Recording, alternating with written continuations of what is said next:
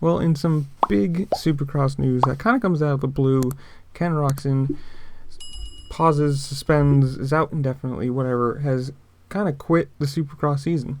In a press release, which you can see on the screen right now, quote, along with his team and family, Team Honda HRC rider Ken Roczen has decided to take a break from the 2022 AMA Supercross Series. Roczen won the January 8th Anaheim 1 season opening with convincing fashion, but his results since have suffered as he struggles with health issues.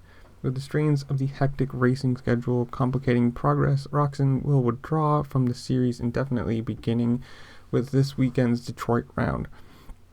Roczen has dealt with the effects of Epstein-Barr virus since recovering from serious injuries in 2017 and 18, which, if you didn't know, were his 2 broken arms.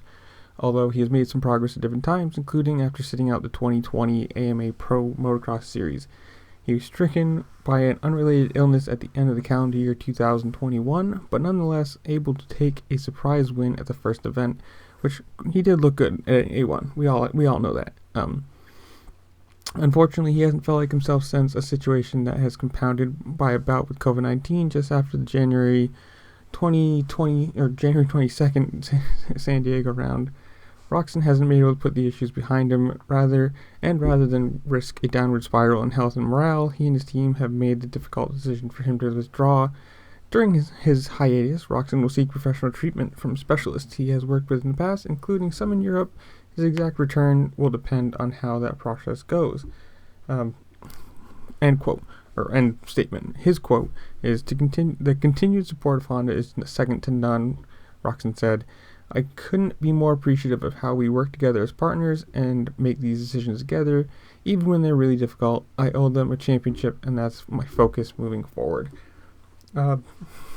If you're along the lines of, you hear the rumors and you think about it, he might not be with Honda for the rest of time.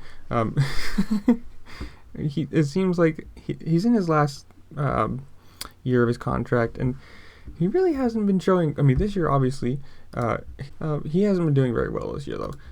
Obviously, the first, January 8th, Anaheim 1, 1st, Oakland, 13th, San Diego, 7th, Anaheim 2, 13th, Glendale, 5th, Anaheim 3, 13th. So he's a really good Anaheim 1, really bad Anaheim 2 and 3. Minneapolis, 8th, Arlington, 13th, and Daytona, 7th.